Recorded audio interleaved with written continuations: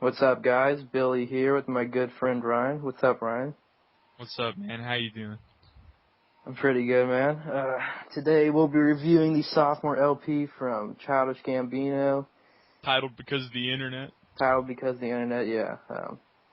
Childish Gambino has released a couple projects in the past, including Camp, which was garnered terrible reviews from critics, but his fans they actually enjoyed it, but the critics did not like it at all. What are you gonna say, Of Ryan? course, Camp is much known for its Pitchfork The review, notorious 1.6.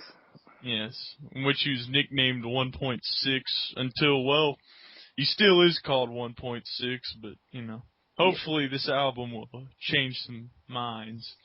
Yeah, to me, it's a great improvement, but we'll talk about that later. But Gambino has released a couple projects after Camp, including a 5-song EP in 2010 and a mixtape titled Royalty in 2012. Sorry, 2011 on that 5-song EP. Yeah, then Royalty in 2012. Great features on Royalty. Great features, including RZA, which was kind of surprising to me, Chance the Rapper, who also features on this album, and the master MC, the GOAT MC, Tina Fey. Tina Fey came through with the Voters of the Year, but anyway. 30 Rock. That's got the 30 Rock connection there. 30 Rock Connect, yeah. Anyways, okay. Other than that, before we talk about the music, we have to talk about the things that led up to this album. He tweeted that the album was done back in October. Then he also released a teaser for the album. Producer Ludwig Jordansen, I think I'm pronouncing that right, said the album would be more focused, would be bigger than Camp, which is true. This is much different than Camp. It's much more focused in my opinion. It's way different.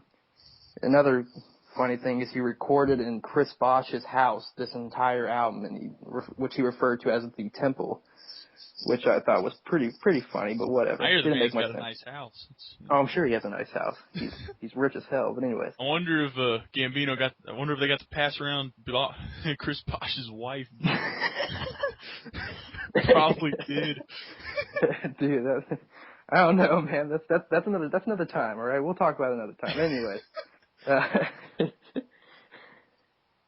Speaking of, the prelude that Gambino put out for this album, he put out like a 25-minute short film kind of thing with Bella Anderson in it, who I'm sure Gambino got his way with. And there's also Topanga from Boy Meets World in there. Yeah, lucky guy. Your boy Trinidad James and Chance the Rapper were in it too. Heated Game of Connect 4. There's a promo for the album, even though it really had nothing to do with the album. And the one song that was in it with Trinidad and Chance wasn't even on the album. But this was serving as a prelude to which is a really cool thing that I thought. He wrote a screenplay that goes along with this entire album, which I thought was pretty cool. I don't think that's ever been done before. It's like a 74-page screenplay that.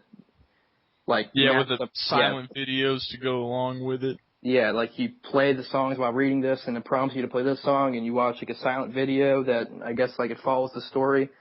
Pretty cool. Yeah, he also released the single 3005 back in October of 2013, and with the very weird lyric video put on YouTube. Very weird. An insane lyric video, which it's pretty cool, but it was again really weird. Left field. Yeah. The album leaked back early December 1st, I think, maybe. I'm not really sure, but after many people agree. There's a consensus that Donald's the one who leaked it, but Yeah, which is kind of weird, but whatever. Donald's a weird guy. But anyways, on to the music. That's the most important thing. I would agree that this album is a great improvement from Camp or anything he's ever put out in the past. It's definitely more focused. It's just production's improved. Gambino's improved a lot as a producer. Yeah, he brought in Thundercat. He brought in, like I said at the beginning, Ludwig Jordansen. I hope I'm pronouncing that right. He brought in several other producers, but him and Ludwig also produced this entire album together, most of every single song. But he also brought in Thundercat and some other songs, and besides that, but he's definitely improved as producer. You can tell that a lot of the critical hatred of camp and the public reception kind of fueled his comeback for this sophomore LP. You can tell he's kind of hungry, and you can hear in his voice he's serious about this album, and Yeah, I agree. I think that he wanted to redeem himself because he's talked about the 1.6 that he got and how that's bothered him, but he also feels that like it's not really the music that got that review, which I kind of agree. I think people see him not as a hip hop artist; they see him as a quote unquote nerd. Which kind of, like, once you listen to this, you're like, oh, it's Childish Gambino. This can't be good. This can't be a good project. Which is wrong, but it's what most people think when they listen to this album. And I'll admit, like, before I listened to it, I'm like, oh, God, this probably won't be anything good. But he changed my mind. That review had the same effect to Gambino as the Blue Slide Park review did to Mac Miller, the 1.0. He came back with himself or something. Came back with the sophomore LP and very much improved. Very much improved. Yeah, same situation. Yeah, similar stories here, but let's get on to the music. This album it's weird. It's definitely weird. It's a weird project. It's much different than Camp, like I said. Some of my favorite tracks include Crawl. I liked the sample on that, even though it was repetitive at times. And I also liked he had witty lyrics on that song, and they weren't, as cringeworthy as some of the lyrics on Camp were. Except that whatever. But yeah, Crawl, I liked that was a good opener. I think it just kind of your mind, like, you change your opinion of the album just from the beginning, because you're thinking, oh, this isn't going to be a great album as soon as you start listening to this. But then you hear Crawl and you're like, okay, well, he stepped it up. He's hungry right now. You can listen to that and you can tell that. I also like The Worst Guys with Chance the Rapper, and I thought that was a pretty creative track. They both had really good verses on that. I love the production. I love the dreamy production on that. I like Dial Up, which kind of led into that song, the prelude to that song, which I thought was pretty cool. He has a lot of great transitions on the album. I think that's one of the strong points of the album, is his transitions between songs. Like No Exit from The Party. Yeah. Very good transitions in this album. And again, this is all being written to, as we can assume, to a screenplay that he wrote. Which, the album is based on the screenplay. It has to be. In order for any of this to make sense, he had to have written the screenplay first. He's been acting out kind of the boy who's Childish Gambino and the main character in his screenplay. He's been acting him out kind of in interviews. Just a lot of places he goes. He's been wearing the same outfit, acting the same way. It's been kind of mysterious, I guess, about the way he's carried himself lately. On Twitter, he's been saying a lot of weird things. I mean, he's definitely played the role to set himself up for this LP, and definitely fits the role well, in my opinion. And a lot of I mean, he has some good reasons to act the way he does. I mean, the guy's, if someone is widely hated and not accepted in his community as Donald was, I mean, it makes sense why someone would start to develop a cold, kind of harsh character. I agree. Yeah, he's definitely seen as an outcast in the hip hop community. Mm-hmm. A lot of people think that he's a corny rapper, which to some extent there are definitely some. The lyrics are not the standpoint on this album to me. I think the production, the just the out there kind of production is the exception on this album that really just it makes it what it is. And go ahead. There are some good lyrical parts of this album, like Flight of the Navigator. I think has great lyrics on that song. I think Earn has great lyrics. I like some of the lyrics in Life. I mean, the production's stronger, though, in my opinion, than the lyrics. Oh yeah, the production's definitely stronger. What was I gonna say? But before we have to talk about the screenplay. It's a 74-page screenplay that came along with this album that even though me and Ryan probably have a different opinion on this, it didn't really change my idea on the music at all. And I thought it was kind of hit or miss at sometimes. I thought the story was just kind of all over the place. It didn't really, I mean, I understand that it goes with the album well, but it doesn't really make any sense to me. Some rich kid who gets from camp, which makes sense because his last album was Camp. So that made sense to me, but his dad's Rick Ross, his two friends are Chance the Rapper and Trinidad James. I mean, I don't know, but then he goes to a club. Someone shoots at the club. They go home. He gets really upset at a party. Then he goes see this girl all the way in Oakland, and then he comes back. Can't get his wood up. And he calls him a great dick or whatever.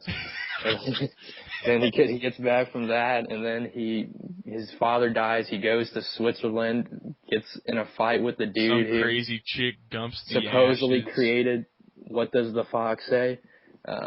And then he comes back, starts selling weed, and then he dies. So just from that summary that I gave, you would probably get the idea, just a crazy story. It doesn't really fit all the time. It doesn't really make much sense. Also, Roscoe's wetsuit, that's brought up numerous times in the screenplay, and we never figure out what that is. So it leads me to think that there's going to be a sequel to this album, which I hope, but because it'll answer a lot of the unanswered questions of this, like, because how he died, it didn't make much sense either.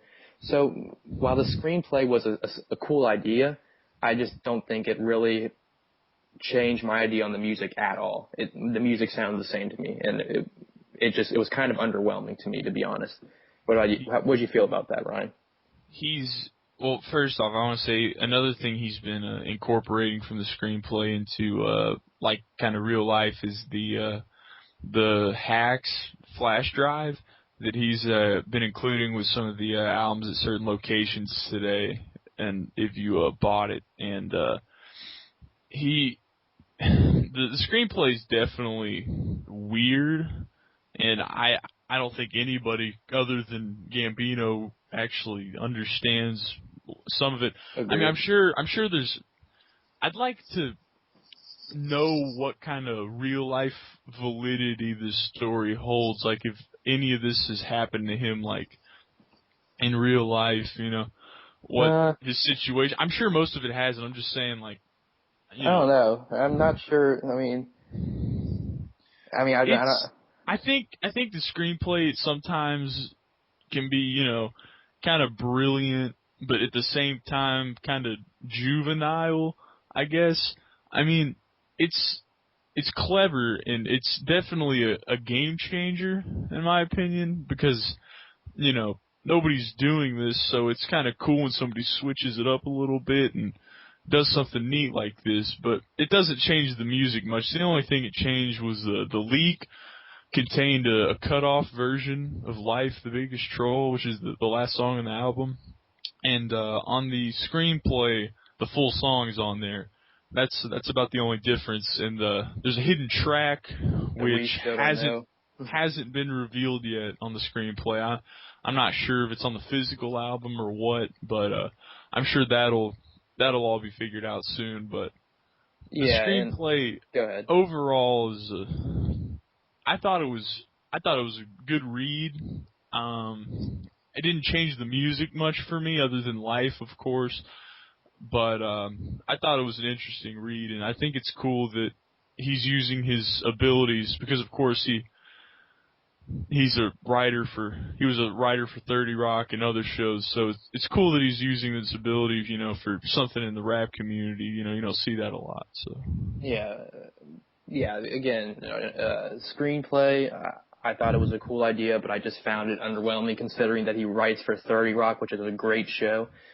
But besides that, like I said, it doesn't change my idea on the music at all. And when it comes to the music, there are definitely some low points on this album. One of the songs I didn't like was Zealots of Stockholm. Am I saying that right? Zealots of Stockholm, yeah. Yeah, Zealots of Stockholm. I like it when songs change up. Song. Yeah, I like it when songs change up. I like it when there's just things you don't expect. But in this song, it almost changed up too many times, and it didn't seem like it worked.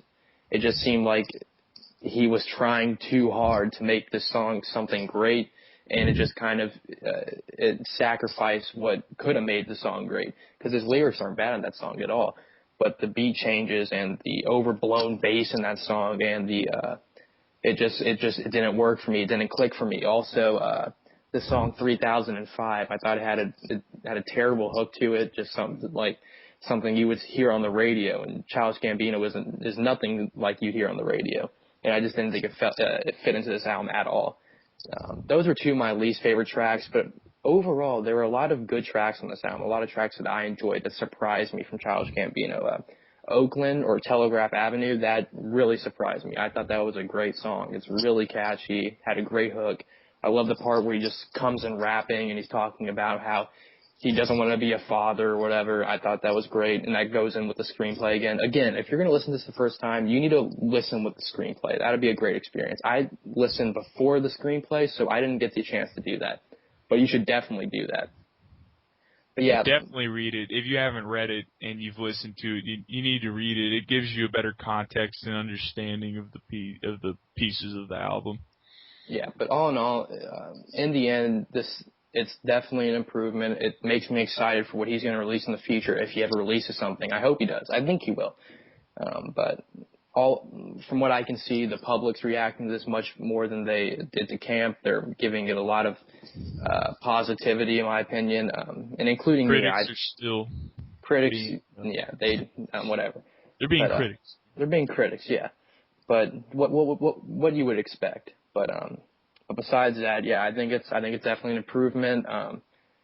There are a lot of songs that I liked, but the low points were definitely with the lyrics, but the production was excellent. I thought the production was weird, and I thought it was great.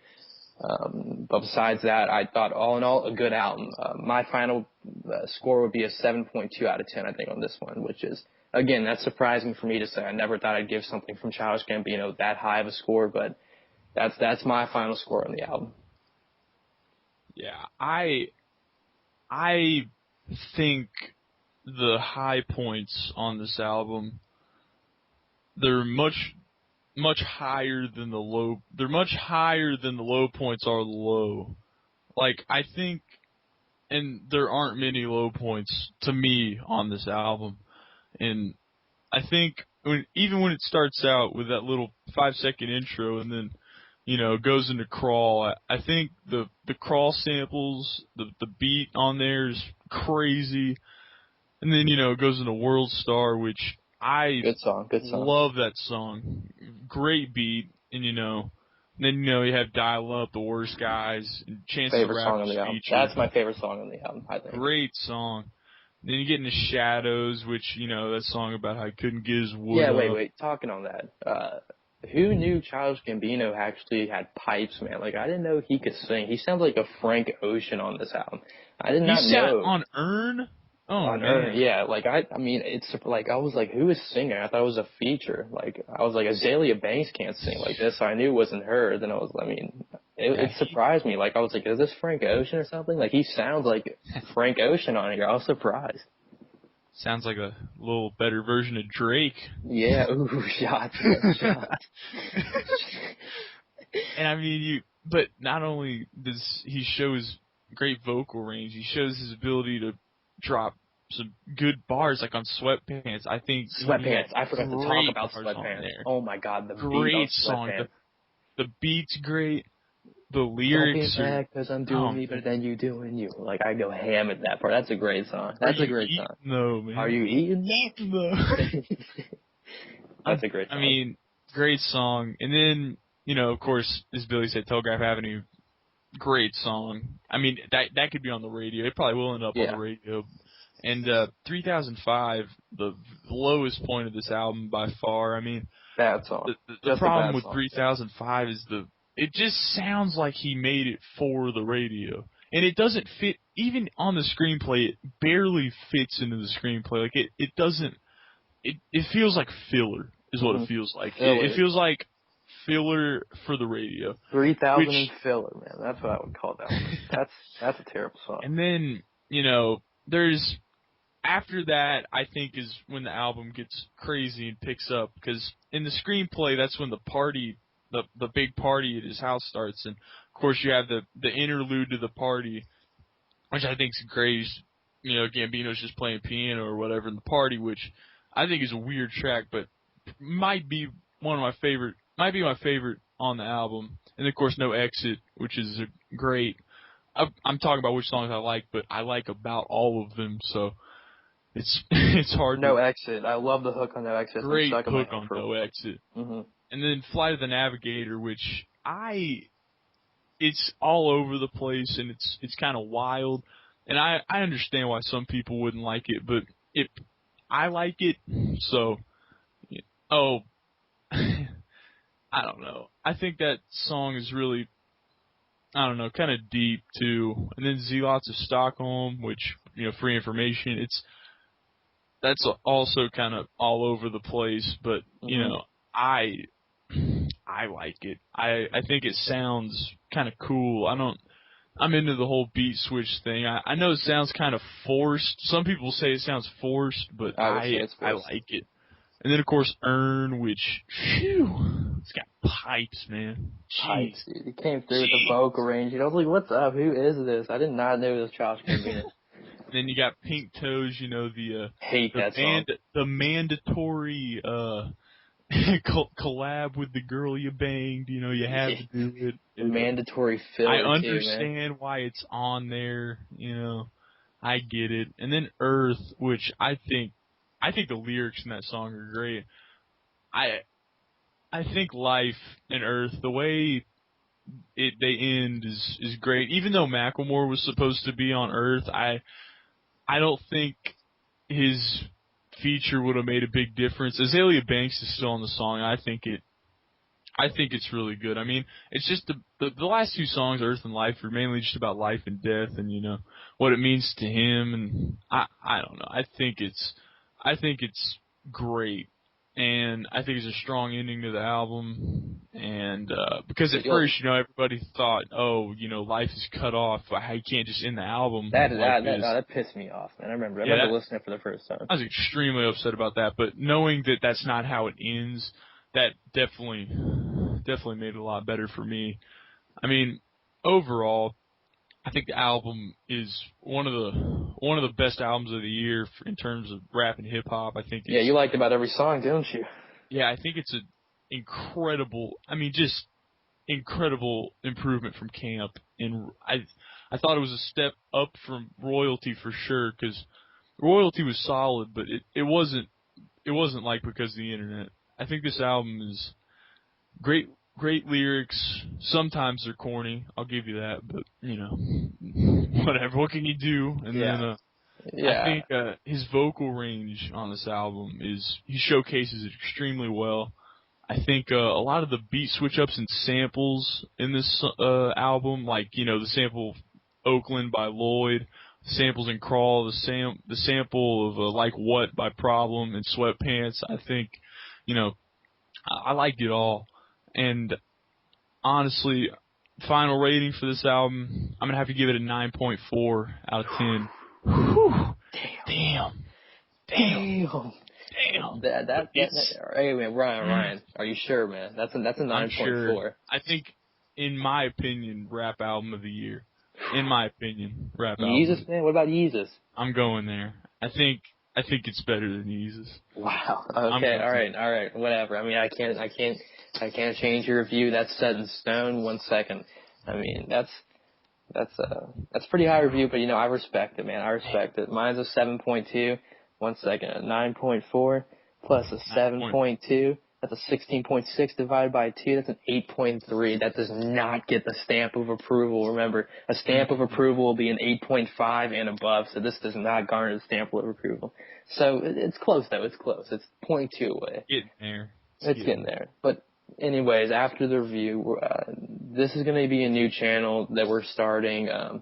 If you ever want anything reviewed, just put it in the comment section below, and we'll definitely review it. We'll get a review out the next day. Maybe even the same day, if we've already listened to it. Guaranteed within 2 days. Within 2 days. No, guaranteed within 1 day. 1 day. Guaranteed within 1 day. You put an album in the comment section below, we'll review it 1 day. That's it. And if we don't, then you can tell all your friends that we suck, okay? And I'll give you my address, and you can come, like, burn my house down. So, anyways, yeah. So put albums in the comment section below. We review everything, not rap. We review rap, trap, alternative rock, folk music, not country. We won't review country, so don't put any of that crap in the comment section. But we review anything but country, EDM, whatever, you know. EDM, not dubstep either. Dubstep and country. Those are two exceptions. No dubstep. Man. And heavy metal. Ryan's a heavy metal head. He'll review any heavy metal. I'll review heavy metal for you. Don't worry. But anyways, yeah. So thank you guys for watching. If you like this video, hit us up with a like. If you want to see more from our channel, hit us up with a subscribe. And thank you guys for watching. This has been fun. I know this was kind of messy, but it's a first review, so cut us some slack. Yeah, it's kind of long, but this is an album that needs this kind of review. You know what I'm saying? So, watch our video. Just give us some feedback. Put an album in the comment section below. Like, subscribe, whatever. Do what you gotta do. All right. And, so anything else, Ryan? Sounds good, dude. Thank y'all for watching. Just let us know. Yeah, and we are out.